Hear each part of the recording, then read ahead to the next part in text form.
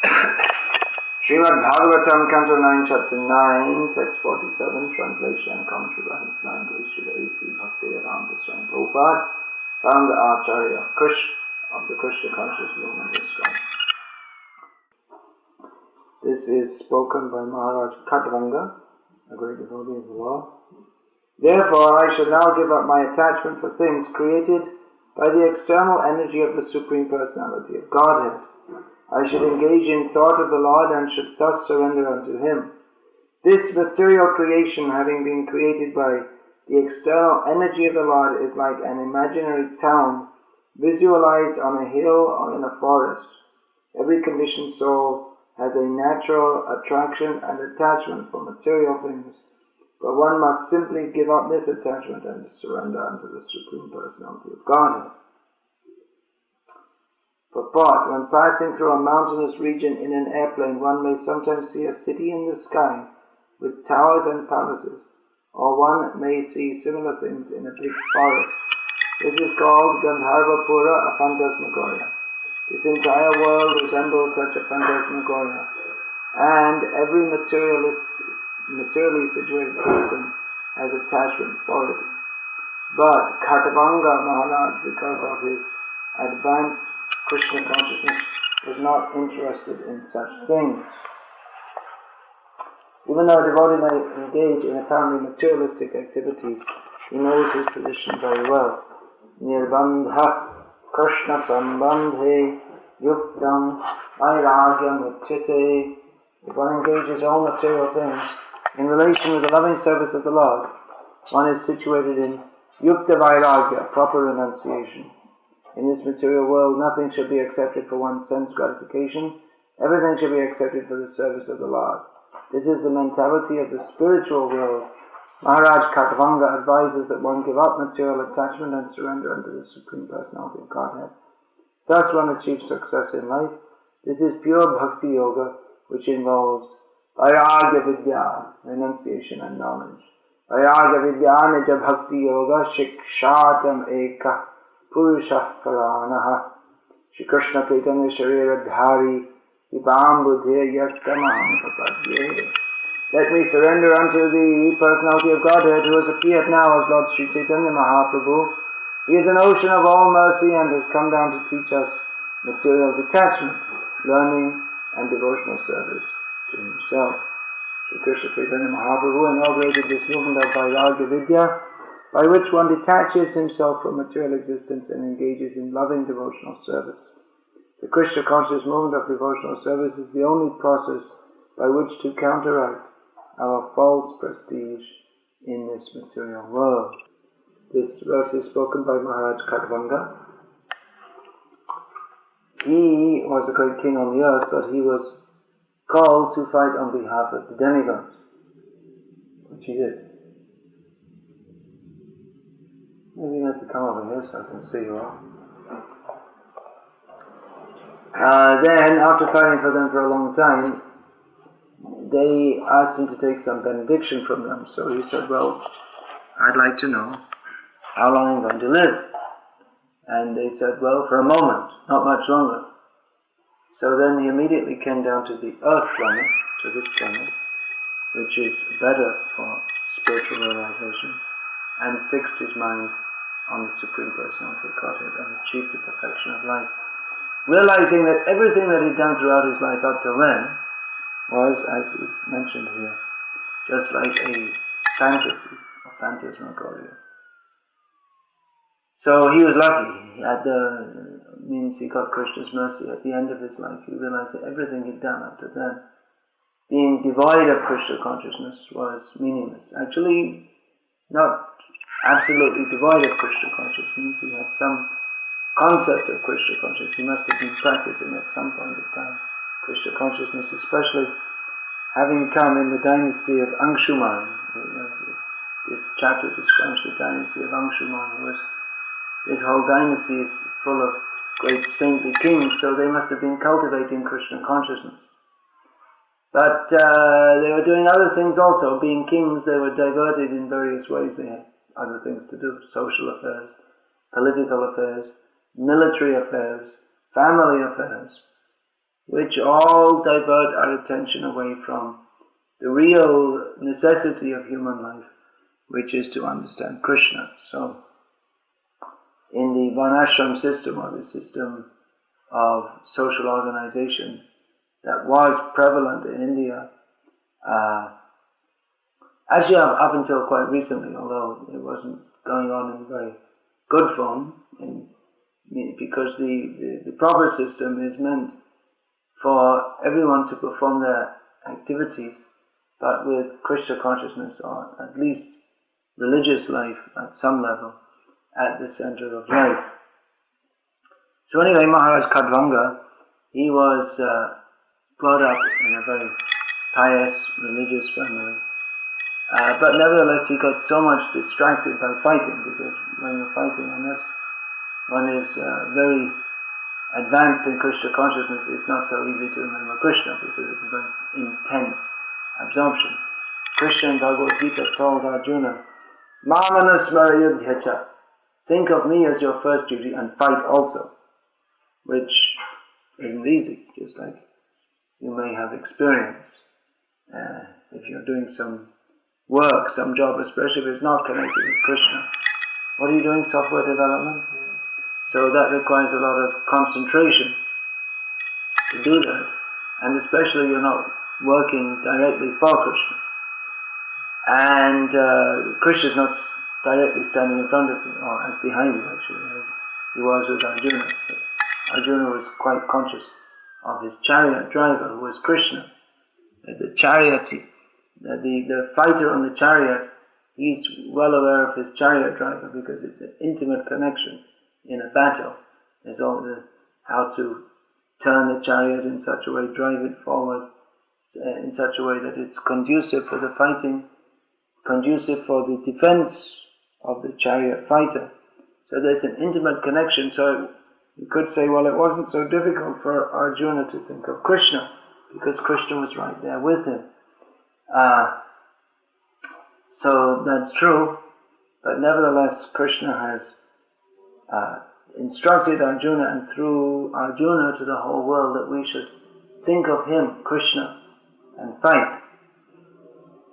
So that may not be very easy if we're absorbed in so many different activities. If one is well practiced to do so, he can also do so, and there may be various ways in which one may be helped to do so by, for instance, on your computer you could keep a wallpaper of Krishna, and on your desk you could keep some pictures of Krishna, and you can have some music on your computer, Maha Mantra, and in these ways this can help one to remember Krishna. And of course, I'm just giving an example with this particular job, and there are so many different kinds of jobs, and it requires a little ingenuity and improvisation to incorporate Krishna into our lives.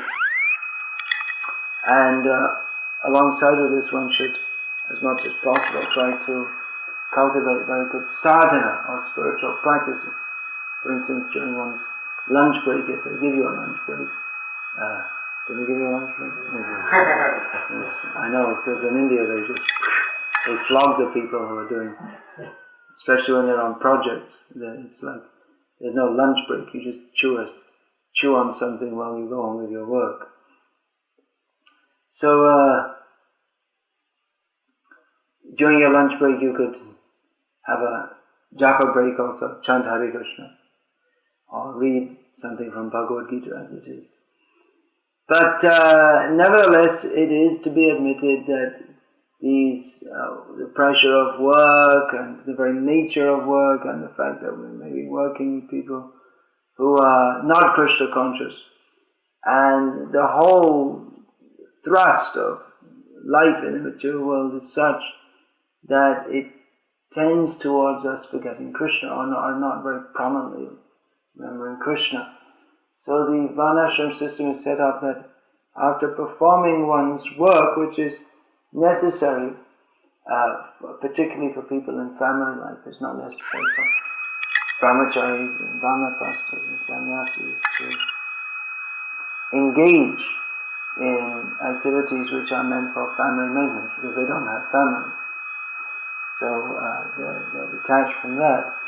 But most people in this world will get married, and then there's the whole business of providing some means of livelihood. And that takes a lot of one's attention. So it's recommended that at the end of life, one retire from all these things and simply concentrate fully on Krishna consciousness. So Maharaj Krsna, after fighting so long for the demigods, maybe he was realizing, well, I must be getting quite old now, my time is coming up.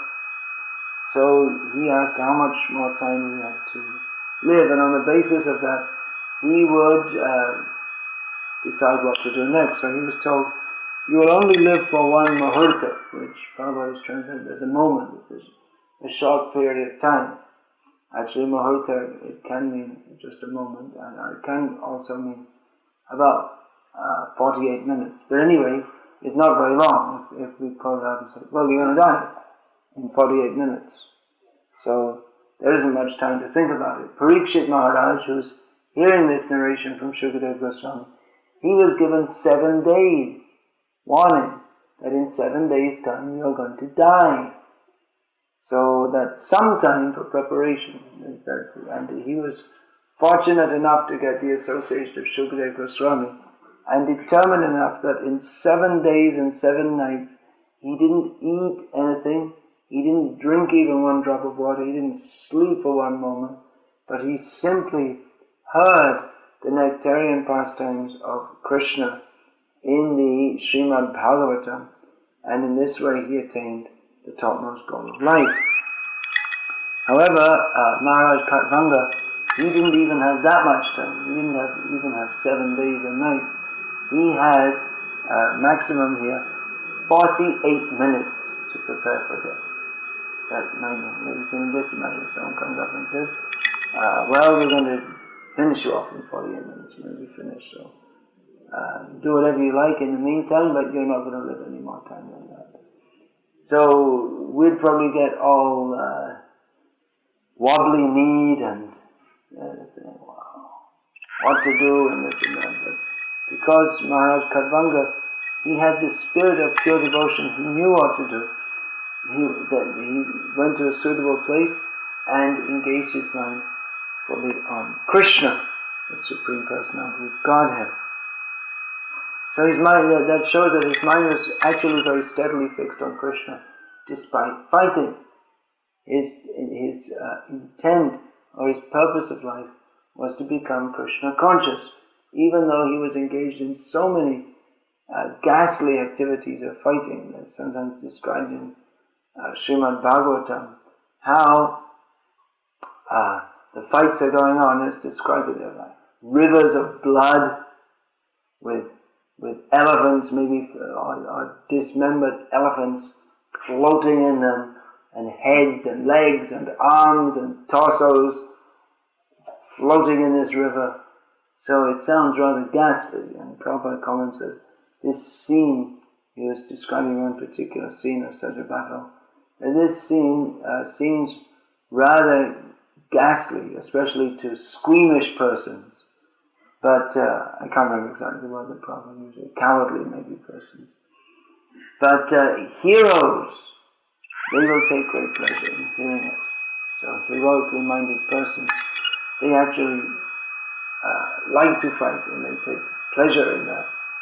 Of course, they're supposed to fight, that's right, dharmic. They're supposed to fight only according to the principles of religion, and only for the sake of upholding religion, not that they just go and declare war on someone here, there, anywhere, according to their whims. But the point I'm making here is that Krsna Maharaj, even though his attention wasn't directly fixed on Krishna, he was going here and there and fighting on behalf of the demigods. You can imagine how powerful he must have been, because the demigods themselves are very powerful. So the fact that they called him to fight for them, even though he's a human being, and human beings are generally considered, for the demigods' purposes, more or less useless, because one thing is, especially in the modern age, or even in the Dwarka Yuga, their lifespan is so short compared to the demigods that it would hardly seem calling them for a fight anyway, hardly seem worthwhile, because Anyway, they don't live long enough. The demigods, their 1 day is equal to 6 months on this planet. So they wouldn't have much time to put in, because once you go to a higher planet, then the time scale, your body may have certain length of time ascribed to it at birth, but the demigods, they live in a different time scale. So again, someone coming from this planet, they would find that if they were still to live according to their old chart, I guess you could say, is made up, or according to that which was prescribed for them at the time of birth, and they won't have much time to fight anyway. And what's a demigod compared to even a Gandharva, which are the lowest demigods, and Prabhupada sometimes refers to them as sub-demigods. Demigod itself, demi means, is the idea of half, which is an exaggeration, because they're not half God. They're not even anywhere quarter, 1/8, 1/16. They're very, very, even the demigods are very, very small in connection with Krishna. But anyway, if we say sub-demigod, it's like partial. Human beings are generally not considered very physically strong or fit for fighting very much by demigods, although there are exceptions, such as the Pandavas or the monkeys who fought for Lord Ram. They were very, very powerful. They were exceptionally powerful because they were incarnations of demigods, which was unknown to the opposing forces in the case of Ravana. The monkeys who fought for Lord Ram, Ravana thought, oh, what is this? Fighting with monkeys. It's so degrading for him, or embarrassing for him, that he is such a great fighter. He got benedictions from Lord Brahma that I will not be destroyed by any demigods or rakshasas or asuras, but he didn't put humans on the list, because why should we even bother with a human? We eat humans, physically, literally. Fighting with a human, what's a human going to do to me? And what to speak of monkeys? What will a little monkey, what will a monkey do to me? But actually these monkeys were all demigods who had taken that form. So they were extremely powerful in fighting. So anyway, the point is that in fighting that takes so much concentration, and one has to be angry. Without being angry, no one can fight. So some anger will be there. Then how to think of Krishna? It seems very difficult. It is possible. We see in the case of Arjuna, we see in the case of Krishna, telling Arjuna that you always think of me according to the power of our system. And you also fight. But that may seem to be difficult for us, because we're moving in this world, and this world is such that, well, if you don't concentrate, you'll get your pockets emptied out. I mean, being pickpocketed. If you're not aware of what we're doing, then, for instance, if we just park on the side of the road without thinking, then we may be harassed for half an hour by the police. If we're not concentrating on what we're doing, if we're not thinking, then all kinds of things. If we're working in a factory with some machine and we're not conscious of what we're doing, then maybe your cloth will be sucked into the machine, and then the body will be also. So many things can go wrong. Or if we're not properly tending the machine, then the products that we're supposed to be making, it'll come out all wrong. So in so many ways, if we're walking on the road and we're not concentrating, then we could be run over by a car. Or if we're doing software development, and if we're not concentrating, then we can't even begin to do anything at all. Concentration, everything requires some concentration. And what to speak of such activities, even activities if we're serving Krishna, if we're not concentrating, we can't do it. If we're not tuned in, if we're not focused in, we can't distribute Prabhupada's books, we will try and give them to people, and they'll just, walk past, and you wonder what happened to them. Excuse me, and they're already half a mile down the road. So it requires great concentration. That's just an example to distribute Prabhupada's books. Or if we're cooking, we may be cooking for Krsna, but if we're not concentrated, then we'll put too much salt in, or we'll put salt instead of sugar in the sweet preparation, and absolutely spoil it, or burn the preparations. If we're not concentrating, things don't work. But just like that, if we're distributing books for Krsna, or if we're cooking for Krsna, you think, well, how am I going to think of Krsna? Because I have to think here, I'm cooking, I have to think about vegetables and butter and salt, and how do I think of Krsna? And definitely if we're living in materialistic society and interacting with that, then we may think, well, how can I think of Krsna? But Krishna states, think of me and fight. So not that everyone has to think of Krishna and fight, but through Arjuna, Krishna is speaking to the whole world. So Arjuna, his particular service was to fight for Krishna. Krishna gave him that job, that I want this fight. It may seem very bad to you, but I am the Supreme Lord, and I'm saying that anyway these people are already destroyed by their sinful activities. The people in the other party, they've been extremely sinful. So anyway, they have to die, and then actually everyone in this material world has to die, sooner or later. But generally that is what we call a natural death. Actually there's no such thing as natural death, because death is not natural for the soul. The soul doesn't die. But that's why we resist death. We think it's something horrible, because it's not natural for us to die. It is natural for us to live forever in the spiritual world, in the ecstasy of serving Krishna and loving Him. So that is natural. But people think that it is unnatural that we serve Krishna. So it seems that we have to concentrate on what we're doing. Then how can we think of Krishna? Yes, Arjuna has to concentrate. He's fighting. He's angry, but concentrated anger. That not simply wild anger, but some concentration is there. But the concentration means that there's an intense thought. Then how to think of Krishna at the same time? So Prabhupada gave an example. Once he was at an airport in San Francisco, and the lady at the desk asked him, well, what's this Krishna conscious all about? And Prabhupada said, Krishna conscious means to always think of Krishna. And she said, well, how is it possible to always think of Krishna? For instance, how could I always think of Krishna? Because I have to do my job here.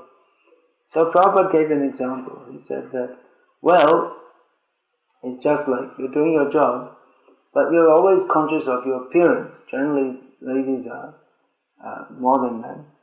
So, for instance, if your hair gets ruffled, somehow or other, maybe something dropped on the floor, and you reach down for it, and in the meantime your hair brushes up against something and becomes ruffled. So Prabhupada said that, well, you're always conscious of your appearance, isn't it? That if I don't know exactly what example Prabhupada gave, but if your hair was to become ruffled, then you'd take 1 or 2 minutes out from your work to put it back nicely and comb it, and from time to time, if there's a break in the work, you'll see it's very common with the ladies. They have their handbag and they bring out their little mirror and have a look and put some powder on the face and comb the hair a little bit, even though it doesn't need combing. And they're very much conscious of their appearance. So Prabhupada said to this lady, yes, even though you're working, you're conscious of your appearance. Isn't it? She said, yes, of course. So Prabhupada said it's like that we have to do whatever we're doing and still be conscious of Krishna. In other words, Krishna is always there in our consciousness. This means at least at the back of the mind and at any point in time we can bring Krishna to the forefront of our minds. In other words, that consciousness of Krishna, which means Krishna consciousness, that consciousness of Krishna, that is to be cultivated as the very focus of our lives. And then we'll always remember Krishna, directly or indirectly. Directly through this very important program of sadhana, which we have every morning, and supposed to be every evening, but often we're doing other things, in which we, devotees, we are supposed to very attentively applying our attention, hear and chant about Krishna.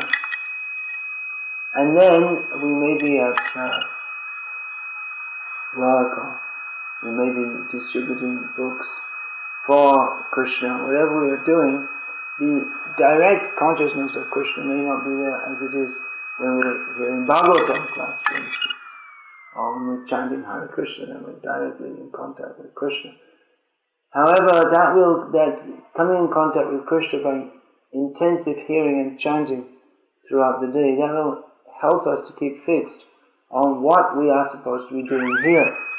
We're not supposed to be simply concentrating on material things, but we're supposed to see Krishna in everywhere and everything. And Krishna, as Prabhupada quotes this verse here, Nirbandha Krishna Sambandhe Yuktam Vairagya. Yes, Prabhupada states, he translates this could be translated in a different way. If one engages all material things in relation with the loving service of the Lord, one is situated in Yukta Vairagya, proper renunciation. So actually we have to renounce this world. Renounce, it means, actually it's not ours to renounce in the first place. Prabhupada gave that example that if a man walks into a bank and declares to everyone, everyone please listen, I'd like to make an announcement that I'm now renouncing all the money in the bank. So I no longer put any claim on it. People think you're crazy because you don't own all the money in the bank anyway. And we don't have any claim on it, so that we can just walk into the bank and say, well, please give me 100,000 euros. Okay, well, write out a check. Well, I don't have a checkbook. I don't have any. Well, do you have an account? No. So why should you give 100,000 euros? Well, because I want it. That's not a good enough reason. They won't give it to you. You have to show, especially if you're making a large withdrawal, you have to show your ID and all this kind of thing. So the money doesn't belong to us. If we go to the bank and say, well, I'm now announcing everything, and it's simply foolishness, because the money in the bank is not ours to renounce anyway. So what is to be renounced in all our activities is the sense that I am doing, I am the doer, that everything is going on in my life because of my activities. So that may be true to a limited extent, but we should understand that actually everything is going on by the blessing of Krishna. If Krishna wants, he can give us. If Krishna wants, he can take away, even if we work so hard. We see that people who work hard, it's not that all of them get on in life, so to use the phrase, but many of them, they remain stuck without any particular good job, or any sort of good job. It seems to be they're all bad jobs, because people say, I've got a good job, but basically I'm getting a lot of money, otherwise most people don't actually enjoy their work. Simply they go to work and they have to do it, and there's the boss, and when you see him you have to smile and pretend you're happy. But actually no one likes doing what they're doing, so one may have a job which is somewhat interesting, but mostly it's nothing very enlivening, especially not even materially, what to speak of for the soul. Anyway, this idea, I shall give up. So you may think, well, I've given up my job, I've given up my house, I've given up my family, I don't have anything else left to give up. But actually the very consciousness that I am giving up, that in itself is a misconception, because we don't have anything to give up in the first place. So that example of going in the bank. The example of going in the bank is that, I'm renouncing everything, but it's not ours to enjoy. If we try to enjoy in this material world separately from Krishna, then we have to suffer our karmic reactions for rebelling against the Supreme Lord. So, it's best to understand, just like Krishna says, we should give up all material activities to serve Him, but those who have material activities also, those who are doing some job or whatever, then it becomes difficult to remember Krishna, especially in modern life where we have to go to work and get up in the morning early and go to work, and there may not be sufficient time for sadhana, there may not be, after working all day, then there may not be much inclination even for doing sadhana, because we're so drained at the end of the day from associating with karma so much, or associating with that whole materialistic atmosphere. So Prabhupada saw this, and saw that the world is in a very precarious condition. Pretty much everyone is absorbed in simply getting money and so-called getting ahead in life. Getting a 24-inch TV. What's the biggest now? TV? Any idea? Is it 24-inch? Bigger than that. What people have in their homes, they have... Yeah, big flat screen. Huge thing, huh? So, I'm out of date. Well out of date, probably. Anyway, the idea is that people, they're working to get various things, and no one's happy in material life. No, it's, people are absorbed in it, but no one's happy in doing all these things. So a devotee, he may be engaged in various activities for maintaining his body, but his activities should be yukta vairagya. In other words, he should work in some job just to maintain the body, so that the body can be engaged in the service of Krishna. So, of course, even through one's work, one can try to serve Krishna in some way or other. Maybe tell others at work about Krishna, give them a book about Krishna somewhere or other. But the activities themselves, they may be not directly aimed at serving Krishna. But anyway, this is the trick that we have to somehow, this is not the trick, but the art that we have to cultivate of remembering Krishna. We're talking about devotees who are working in some job, congregational devotees, it's a big name. So they have to cultivate the art of remembering Krishna in difficult circumstances. That Arjuna was given the task of remembering Krishna in difficult circumstances. Of course, Krishna is there with him directly, but it would be easy to forget that Krishna is the Supreme Personality of Godhead in such a circumstance that Arjuna is fighting it. Because the battle is so intense, and he might revert to thinking of Krishna as, oh, there's my friend Arjuna, he's sitting on the chariot, without realizing Krishna's full glories. So, this example is given, Krishna speaking to Arjuna, the message of Bhagavad Gita, always think of me, Nandana Bhagavad Bhakta, become my devotee. This is the ultimate message of Bhagavad Gita. But we could say that it's difficult, it could be difficult for Arjuna, because that battle is such a situation where you have to more intensely concentrate than in any other situation. Because if we don't find a battle, we're inattentive, then an arrow will hit our heart or lop off our head before we have time to think about it. If we're not looking here and there, what's going on. And the chariot driver, in this case Krishna, will be like, hey, watch out! What's going on? So it's a very intense situation, but quite likely Krishna was teaching Bhagavad Gita in this unusual situation. We don't usually find that spiritual knowledge is spoken before a battle.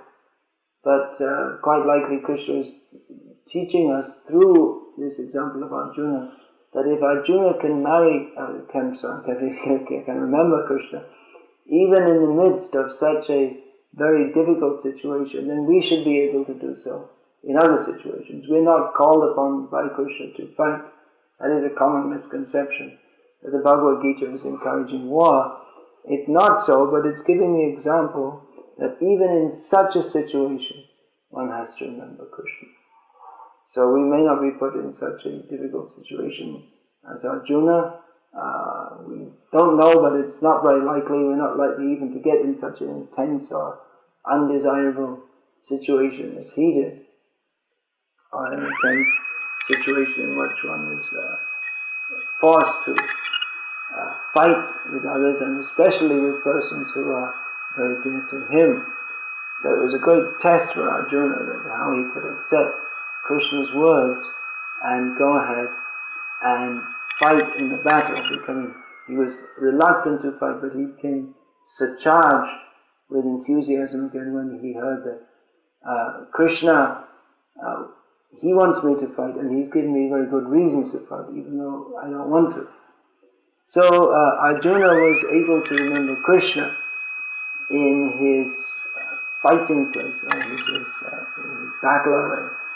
So in the same way, devotees have to cultivate remembering Krishna, even in what are unfavorable circumstances. Of course, we're talking mostly about devotees who are working outside, but even devotees who are living in this modern world, the whole modern world is an unfavorable circumstance.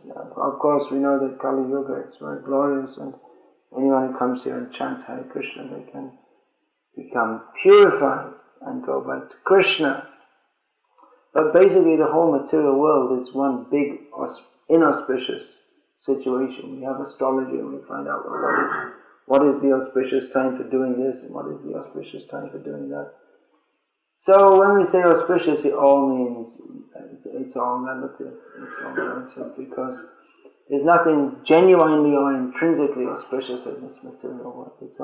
If we start our business on such and such a date, it may go better because we've got the astrologer's advice, but still business means business, and it's hard work, and it's a risk, and there's so many problems. And in the modern age, the astrologers, they don't even recommend business people to offer some donation to a temple like a Krishna.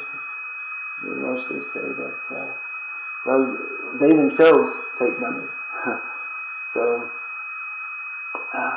devotees, they're enjoying it. Just like Arjuna, he was fighting for Krishna. Krishna, he directly wanted Arjuna to fight for him.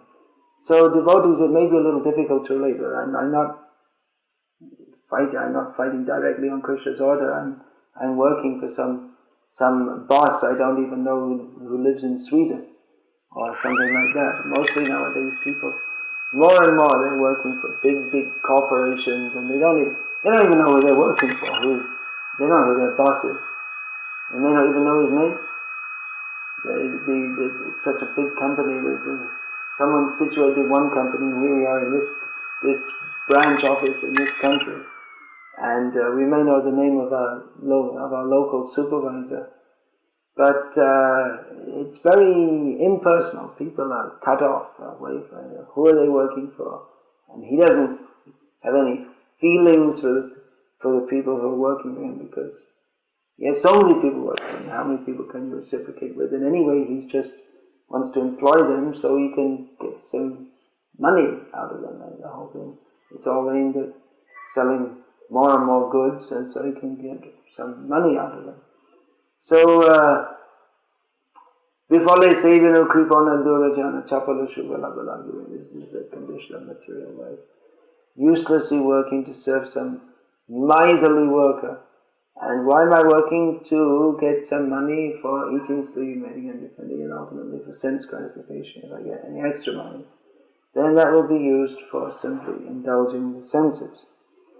But anyway, Krishna recommends whatever situation one may find himself in, that is adjustable. It's not that everyone has to get up on a chariot and start a fight. Okay?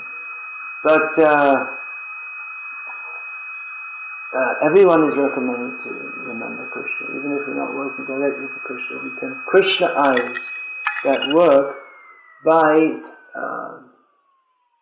offering the result to Krishna, at least a large, or at least some proportion of our income. We can offer it to Krishna for the spreading of Krishna consciousness. So that will help us to remember Krishna.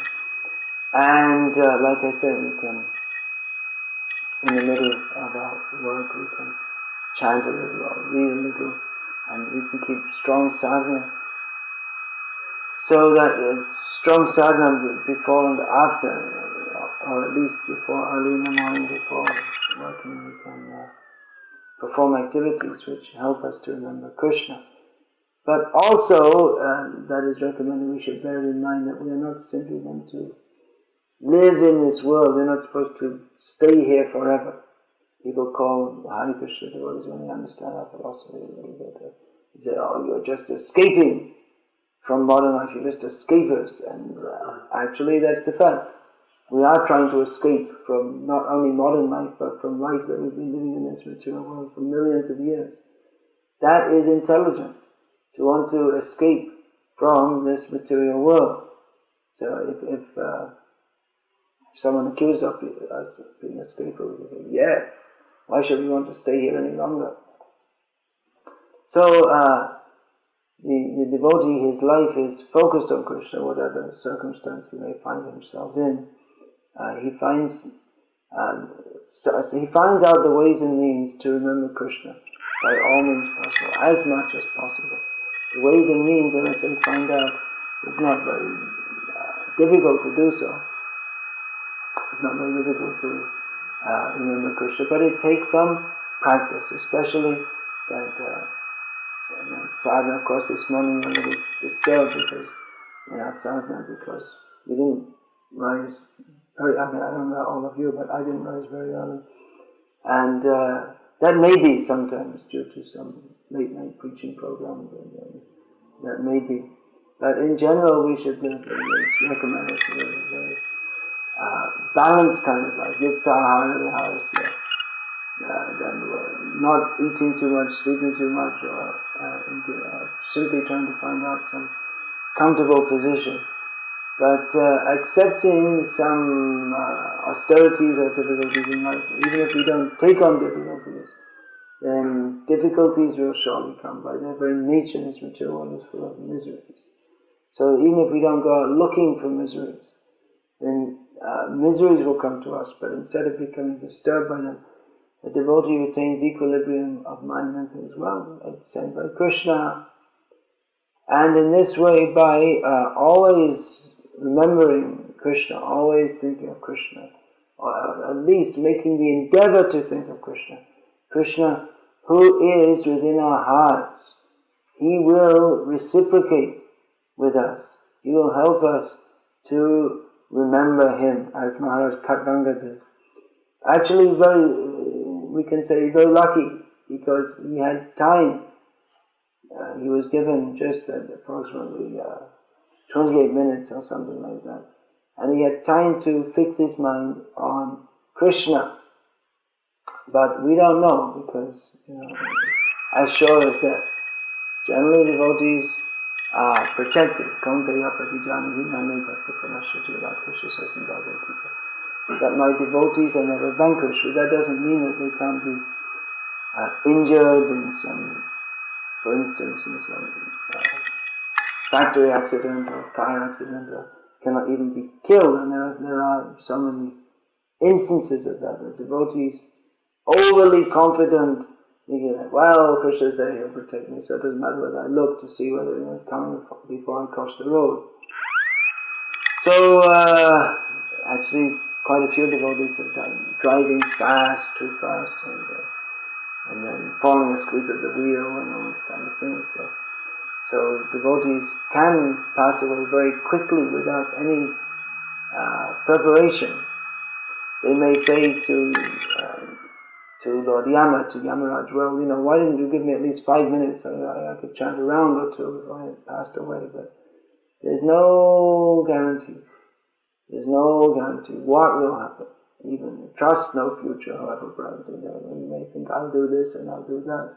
And we may make various plans, but we should know that our life is not in our hands. We can pass away at any time.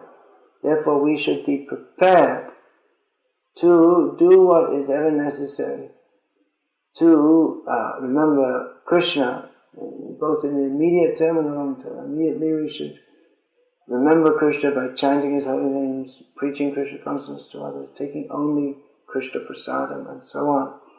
And for the long term, we have to be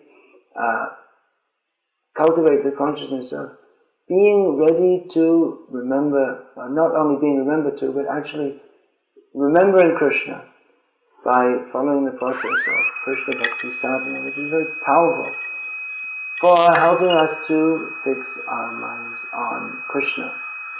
Actually, I'd like to speak a little bit more about this tonight, about fixing our minds on Krishna. Then if we've understood that this modern civilization is not at all it's not at all favorable for actually developing spiritual life.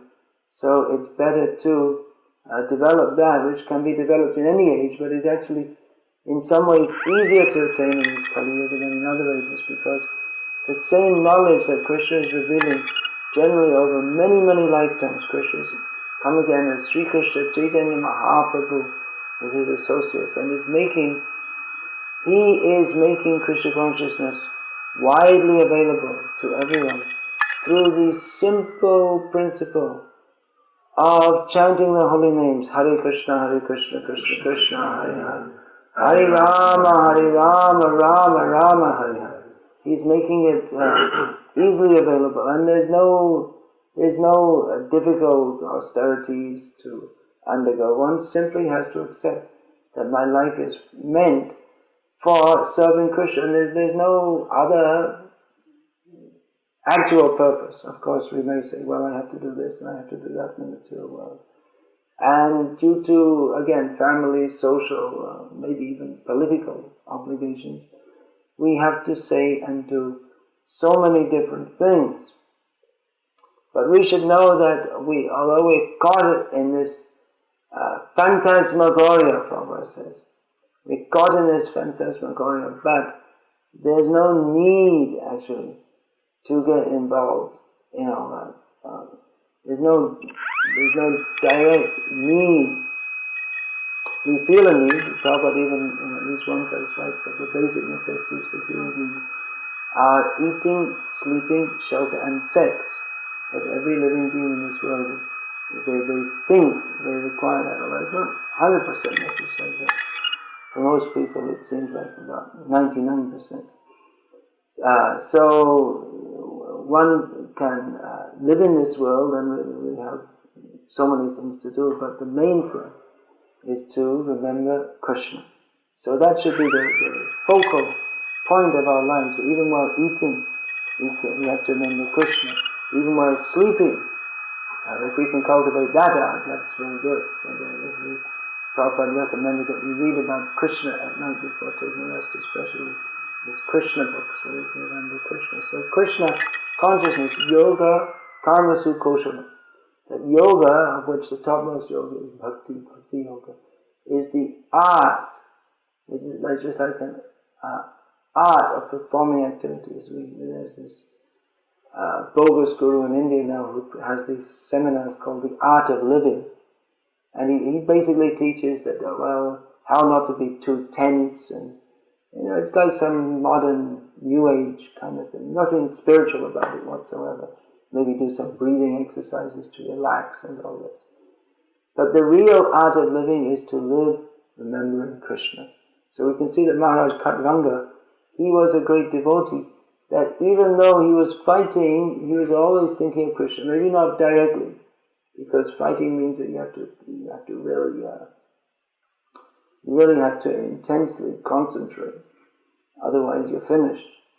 But at the back of his mind, that was always there, thinking of Krishna, which is why when he was told he just has one mahurta to live, one very short time to live, he didn't think, okay, now let me enjoy myself as much as possible in the remaining time.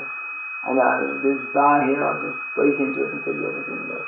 Because what does it matter? I'm going to die in a few minutes. But Maharaj Khatvanga was convinced of the Vedic philosophy that you get body after body after body, I am eternal, but my real purpose of life is to remember, do whatever is necessary to remember Krishna. So one who develops such consciousness, he can in all circumstances of life remain conscious of Krishna.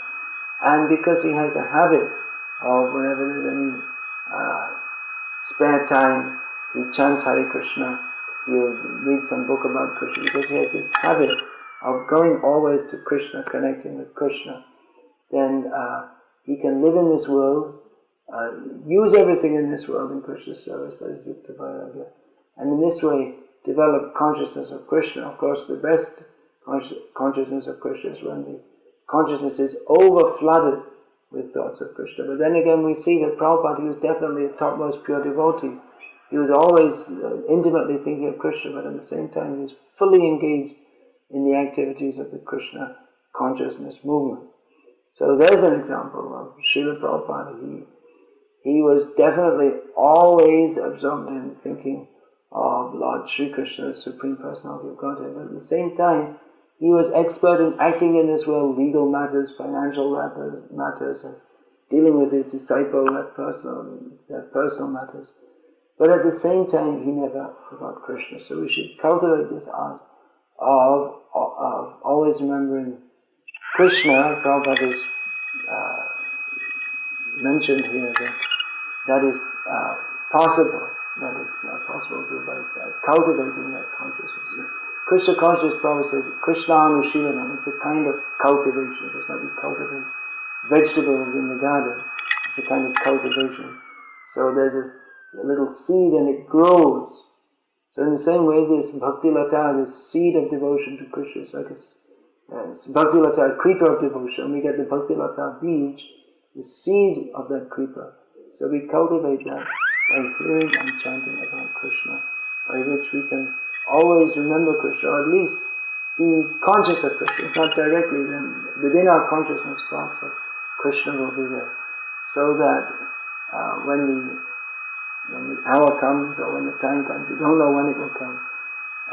If you have a little warning is old age, teeth become loose and you can't hear properly, you can't speak properly, and this is a warning from Krishna that now your body is wearing out, now think of me very intensely, so that we all get some notice, although some of us may not. We may have to just go immediately out of this body, we have to leave immediately. So it's good to always be prepared for the worst. Krishna consciousness is not a pessimistic philosophy or way of life, but devotees are be ready to prepare for them, because at any time we may have to leave these bodies, at any time. So cultivation of Krishna consciousness should be done very strongly and powerfully, so that that means taking time for sadhana, putting concentration and energy into it. So that the more we put into it, the more we will get out, so that we can remember Krishna. This will help us throughout our days, throughout our lives, and help us to achieve the perfection of life, which is to remember Krishna at the time of death, and then, by His mercy, go to Krishna, back to home, back to Godhead. Hare Krishna. Any question about this? Comment?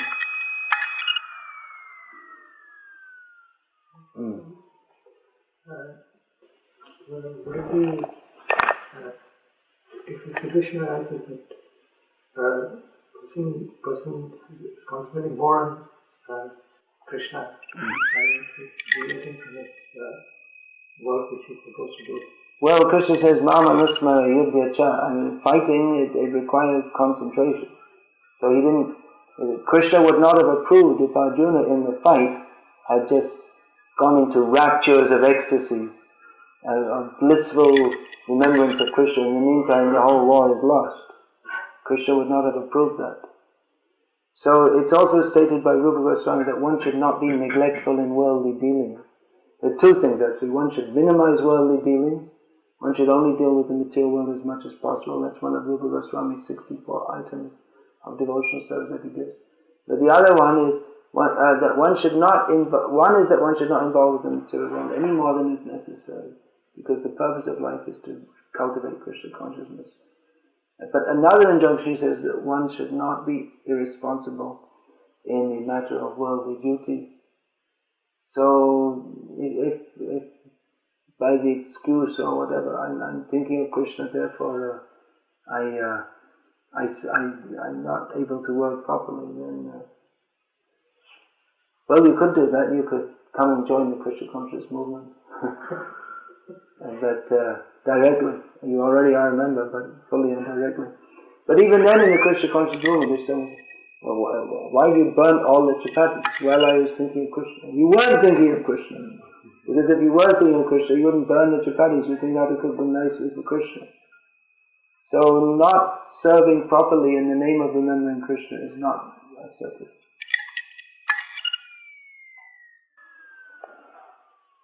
I think it's interesting what you said about, somebody comes up to you and says, oh yeah, you're just trying to escape, you're not sort of living in the world. Well, a lot of people that just work just so they can escape at a weekend. Yeah, right, that's true. What about your job? You're a DJ, right? Yeah, well, there's a lot So that what is that listening to that music? It's just like a kind of escapism. Just take your mind away from people that are driving or they're cooking at home, and it's just to take the mind away from what they're doing. The show that tonight people will listen to when they're getting ready to go out and get drunk. So they're trying to escape. Yeah, that's a good line. You can tell them that also. That everything you're doing is just to escape from what you're doing. Exactly. Yeah. But we're making the real escape, the great escape. We're not just escaping at the weekend. We're escaping forever. We're not going to come back to this place. Some people are escaping to Godhead somewhere. Yeah. As a Shabbat. That's where we belong, actually. Yeah. What did Shabbat Prabhu say? He says, do you want to go back to Godhead or do you want to go to Doghead? Yeah, they're escaping. Eventually they escape into a dog's body, which is no escape. That is being bound up. You have no choice to take the dog body. Often we can turn these things around on people. It's like they accuse us and we just turn the whole thing around on them.